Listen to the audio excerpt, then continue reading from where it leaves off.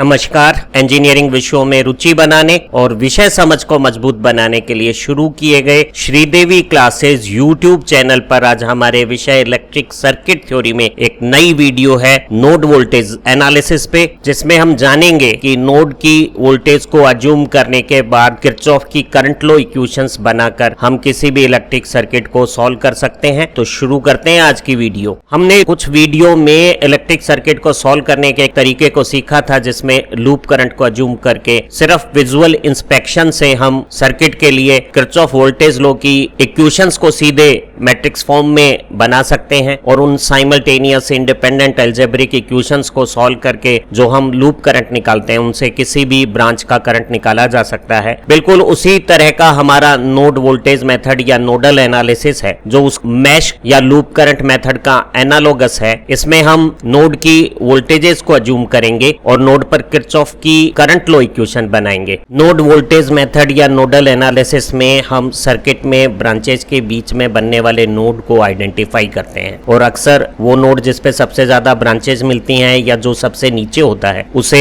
Reference node बनाकर इसकी voltage को ग्राउंड करके 0 मान लेते हैं, और जो दूसरे नोड्स हैं जैसे यहाँ 1 नंबर 2 नंबर और 3 नंबर नोड है उनकी वोल्टेजेस हम V1 V2 और V3 अज्यूम कर लेंगे इस 0 के रेफरेंस में। अगर सर्किट में n नोड हो जैसे यहाँ 4, तो n से एक अननोन हमारी वोल्टेजेस हो जाएंगी, जैसे यहाँ 3 V1 V2 और V3। अब इन तीनों नोड पर हम किरचॉफ का करंट लॉ इक्वेशंस लगाएंगे। आने वाला करंट इज इक्वल टू जाने वाला करंट। तीनों नोड पर बनाई गई किरचॉफ करंट लॉ इक्वेशन में हमारा माना गया अज्ञात नोड वोल्टेज एक इंडिपेंडेंट वेरिएबल हो जाएगा और इन इक्वेशंस को सॉल्व करके हम उस इंडिपेंडेंट अननोन नोड वोल्टेज को मालूम कर लेंगे और उससे सर्किट की सारी दूसरी जानकारियां ज्ञात हो जाएगी। इस सर्किट में 4 नोड हैं और हमने इस बॉटम नोड को जिसपे सबसे ज्यादा ब्रांचेस भी आ रही है उसे रेफरेंस 0 पोटेंशियल का ग्राउंड नोड बना दिया है और इसे ग्राउंड कनेक्शन से कनेक्ट करके इंडिकेट कर दिया है कि इसका पोटेंशियल 0 हो गया है। अब जो बाकी बचे हुए 3 नोड हैं उनकी वोल्टेज क्रमशः V1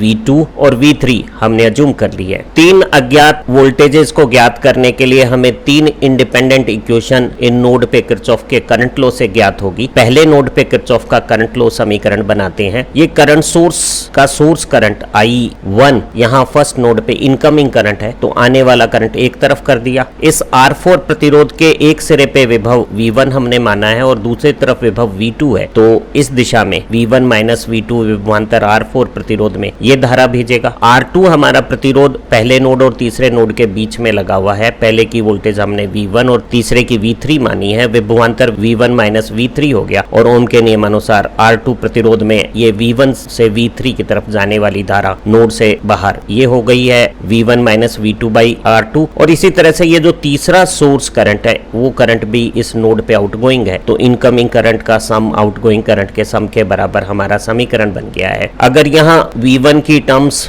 1 बाई R4 और 1 बाई R2 सेपरेट कर लेते हैं और V2 की terms 1 by R4 negative sign के साथ और V3 की term 1 by R2 negative sign के साथ आ गई है और इस I3 को उधर ले गए हैं तो ये I1 माइनस I3 हो गया है। हम इस समीकरण को एक सिस्टेमेटिक रूप दे सकते हैं G11 V1 minus G12 V2 minus G13 V3 is equal to summation source currents at node 1। यहाँ G11 इस पहले नोड पे जितनी भी रेजिस्टेंस ब्रांच है, यहाँ 2 हैं R4 और R2, उन रेजिस्टेंस ब्रांच के कंडक्टेंस रेजिस्टेंस का उल्टा होता है। R4 रेजिस्टेंस का कंडक्टेंस 1 बाई R4 हो गया है। इसी तरह से जो फर्स्ट नोड पे दूसरा रेजिस्टेंस है R2 उसका कंडक्टेंस 1 अपॉन R2 हो गया है और इन दोनों का जोड़ G11 हो गया है। Sum of all self conductance connected at node 1। G12 mutual conductance है इस पहले नोड का दूसरे नोड के साथ इस ब्रांच R4 रेजिस्टेंस का जो 1 नोड और 2 नोड के बीच में कॉमन है, और R4 रेजिस्टेंस का कंडक्टेंस हो गया 1 बाई R4 और G12 का मान हो गया 1 अपॉन R4 और नेगेटिव साइन के साथ V2 का ये मल्टीप्लायर हो गया है। इसी तरह से इस पहले नोड के साथ तीसरे नोड के बीच में कॉमन रेजिस्टेंस ये R2 है और R2 का 1 अपॉन R2 कंडक्टेंस हो गया है G13 जो V3 का कोफिशिएंट है। यहाँ समेशन IS1 सारे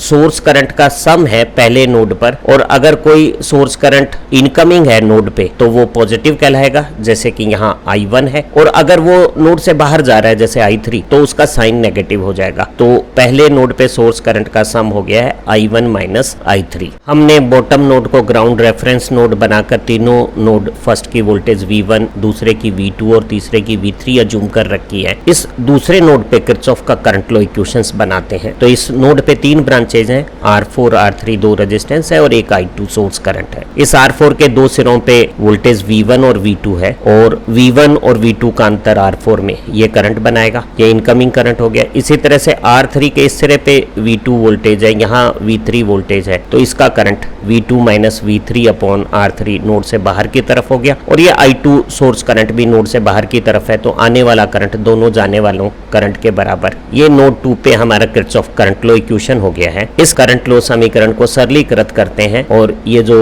लेफ्ट साइड के टर्म्स है उन्हें राइट साइड में ले जाते हैं। तो ये जो V1 का कोफिशिएंट है वो -1 अपॉन R4 हो जाएगा। V2 का कोफिशिएंट यहाँ पहले से 1 अपॉन R3 है और ये उधर साइन चेंज होने पे +1 अपॉन R4 हो गया है। यहाँ पहले से V3 का कोफिशिएंट 1 अपॉन R3 माइनस हो गया है और ये I2 जब मैं उधर ले जाऊंगा तो वो माइनस I2 हो जाएगी। इस समीकरण को मैं एक और सुंदर रूप दे सकता हूँ systematic, -G21 V1 G22 V2 minus G23 V3 is equal to summation source current at node 2। यहाँ G22 इस नोड पे जितने भी रेजिस्टेंस हैं उनके कंडक्टेंस का सम है और यहाँ 2 रेजिस्टेंस R3 का कंडक्टेंस 1 अपॉन R3 और R4 का कंडक्टेंस 1 अपॉन R4 G22 हो गया है। G21 दूसरे और पहले लूप के बीच में इस कॉमन रेजिस्टेंस का कंडक्टेंस है और ये 1 अपॉन R4 हो गया है। इसी तरह से G23 दूसरे और तीसरे नोड के बीच के इस रेजिस्टेंस R3 का कंडक्टेंस 1 अपॉन R3 हो गया है। तो हम सिर्फ सिंपल विजुअल इंस्पेक्शन से इस इक्वेशंस को, जो बहुत सिस्टमेटिक है, बना सकते हैं। ये समेशन है सारे सोर्स करंट का इस नोड 2 पे और यहाँ सिर्फ एक ही सोर्स करंट है I2, जो नोड पे अगर अंदर आता तो पॉजिटिव कहलाता, ये बाहर जा रहा है नोड से तो इसकी वैल्यू -I2 यहाँ हमने रख दी है। इसी तरह से हम नोड 3 के लिए किरचॉफ करंट लॉ इक्वेशंस बना सकते हैं। यहाँ 4 ब्रांच नोड 3 पर आ रही हैं। इस R3 रेजिस्टेंस की इस तरफ विभव V2 अज्यूम किया हुआ है नोड पे और इधर V3 अज्यूम किया हुआ है। विभवांतर V2 माइनस V3 से इस दिशा में R3 का करंट नोड 3 पे incoming V2 minus V3 by R3 हो गया उनके नियमानुसार। इसी तरह से इस R2 में इस दिशा में करंट, यहाँ वोल्टेज हमने V1 अज्यूम किया है, यहाँ V3, तो ये V1 माइनस V3 बटा R2 करंट इनकमिंग हो गया है नोड 3 पे। ये सोर्स करंट I3 भी नोड पे इनकमिंग करंट है, तो सभी इनकमिंग करंट का सम इस R1 में, जहां यहाँ वोल्टेज V3 है और इसे 0 माना हुआ है हमने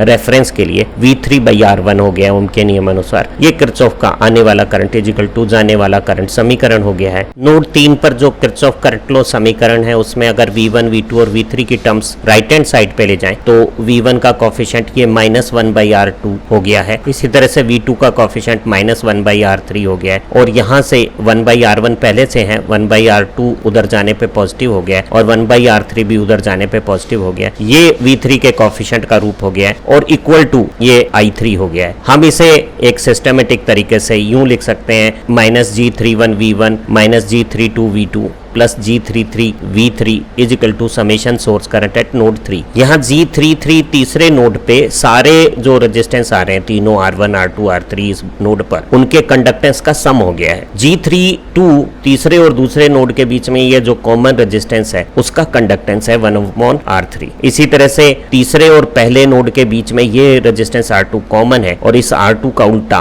कॉमन कंडक्टेंस हो गया 3 और 1 के बीच में। जो सेल्फ कंडक्टेंस होता है उसका साइन पॉजिटिव होता है और म्यूचुअल कंडक्टेंस जो दो नोड के बीच में आते हैं उनके साइन हम नेगेटिव लेते हैं। ये समेशन IS3 तीसरे नोड पे सोर्स करंट का सम हो गया है और यहाँ सिर्फ एक सोर्स करंट है I3। अगर ये सोर्स करंट जैसा कि नोड में अंदर आ रही है तो इसका साइन पॉजिटिव होगा, तो आप देखिए कि IS3 प्लस I3 है। अगर यही करंट इस नोड से बाहर की तरफ होता तो इसका साइन हमें नेगेटिव लेना था, जैसा कि हमने नोड 2 पे I2 के साथ किया है। नोड वोल्टेज मेथड से या नोडल एनालिसिस से एक इलेक्ट्रिक सर्किट को एनालाइज करने के मेथड्स की स्टेप को अच्छी तरह से याद कर लेते हैं। पहली स्टेप में हमें जितने भी प्रैक्टिकल वोल्टेज सोर्स दिए होंगे, वोल्टेज सोर्स और सीरीज में रेजिस्टेंस, उनको हमें करंट सोर्स और पैरेलल रेजिस्टेंस में बदल लेना है। अब सर्किट में सारे नोड्स को चिन्हित कर लेंगे, आइडेंटिफाई कर लेंगे और एक नोड को जिसमें सबसे ज्यादा ब्रांच मिल रही हो या जो सबसे नीचे की तरफ हो, उसे रेफरेंस नोड ले लेंगे। जब एक नोड को रेफरेंस लेते हैं तो उसका मतलब है कि उसे ग्राउंड कर दिया है और उसका पोटेंशियल हमने 0 मान लिया है। हम परिपथ में किसी भी बिंदु को रेफरेंस नोड बना सकते हैं और दूसरे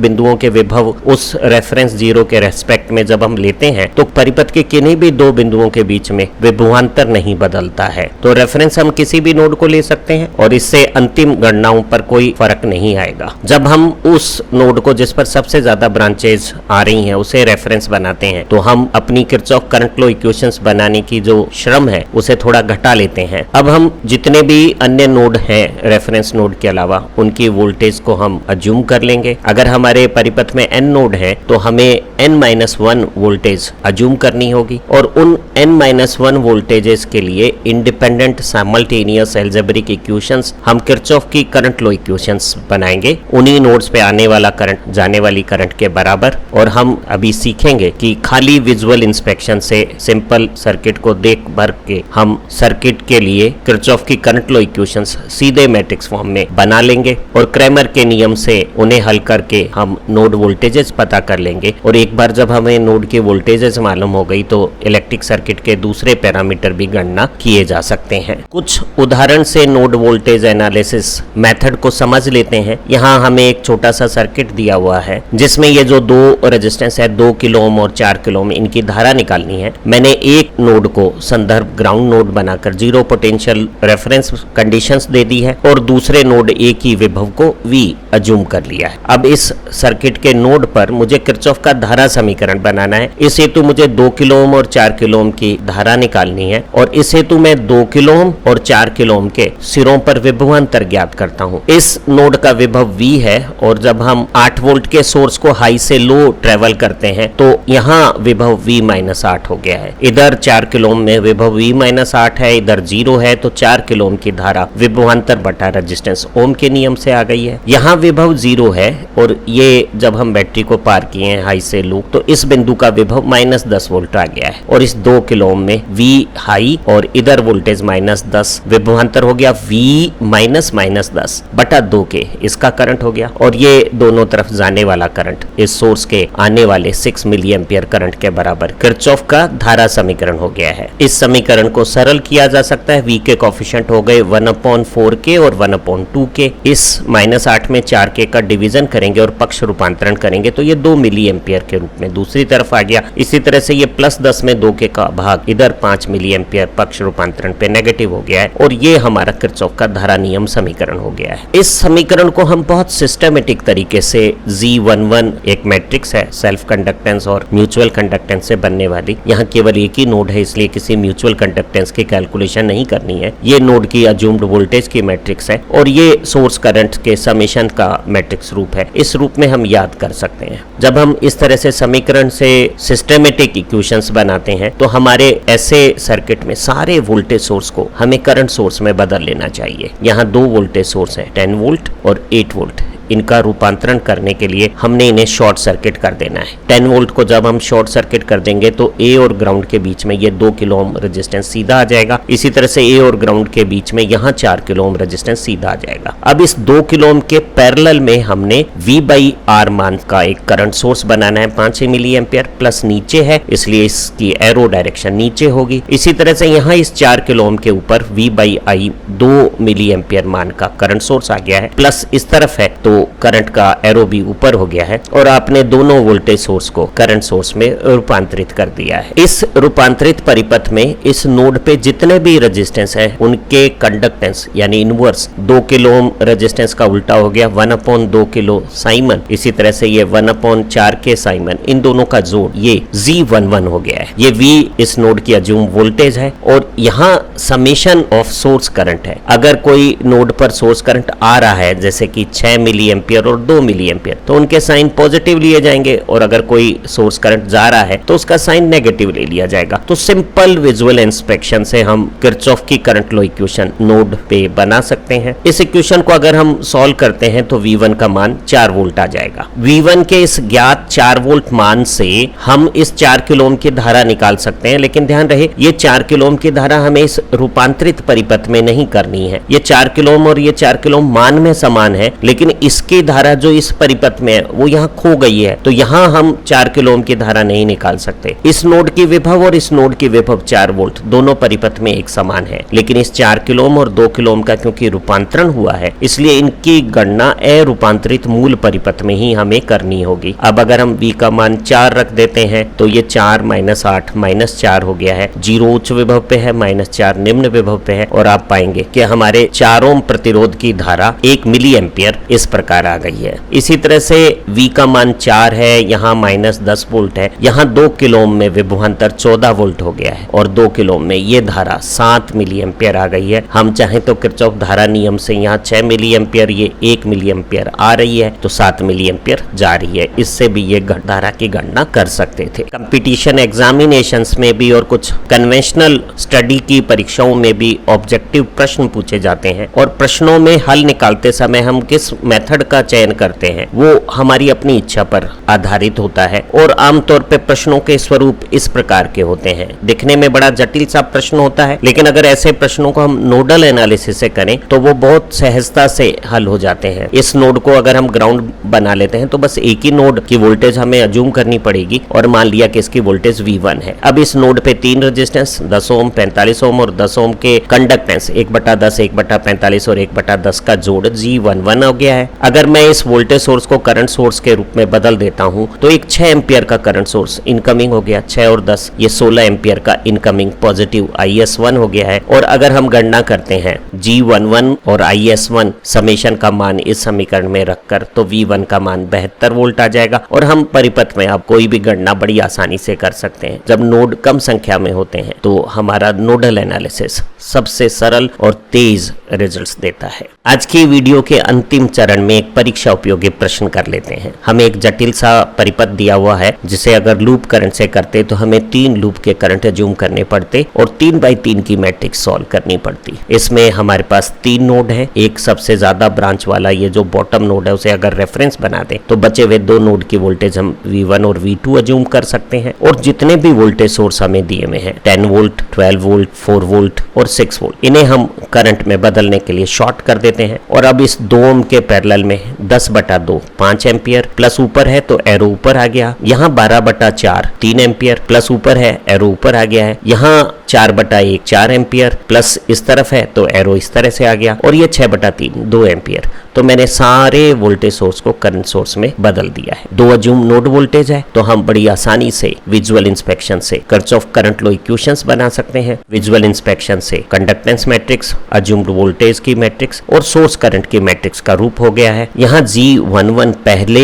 नोड पे जो 3 रेजिस्टेंस आ रहे हैं 2 ओम, 1 ओम और 4 ओम, उनके कंडक्टेंस जो रेजिस्टेंस का उल्टा 1/2 + 1/1 + 1/4 साइमन हो गया है हमारा G11। इसी तरह से दूसरे नोड पे 3 रेजिस्टेंस है 1 ओम, 5 ओम, 3 ओम और इनके उल्टे का summation G22 self conductance at node 2 हो गया है। G12 और G21 म्यूचुअल कंडक्टेंस है पहले और दूसरे नोड के बीच में जो 1 ओम का नेगेशन, ये कंडक्टेंस हो गया है। पहले नोड पे सोर्स करंट का सम, अगर कोई सोर्स करंट नोड पे आए तो पॉजिटिव, तो आप देखिए 5 और 3 तो है पॉजिटिव, और 4 जो नोड से बाहर जा रहा है वो हो गया नेगेटिव। इसी तरह से दूसरे नोड पे 2 सोर्स करंट है, 4 पॉजिटिव और 2 भी पॉजिटिव, तो ये हो गया समेशन IS। अब हम इस समीकरण से V1 और V2 के मान ज्ञात कर सकते हैं क्रैमर रूल अप्लाई करके, और फिर इस ओरिजिनल सर्किट में जाकर अगर हमें 3 ओम का करंट निकालना है तो यहाँ की वोल्टेज हमने V2 अज्यूम कर रखी है, यहाँ की वोल्टेज 6 है, और 6 और V2 का अंतर 3 ओम में धारा बनाएगा। इसी तरह से हम किसी दूसरे रेजिस्टेंस की करंट निकाल निकाल सकते हैं। आज की इस इंट्रोडक्टरी वीडियो से आपको नोडल एनालिसिस के बारे में बेसिक समझ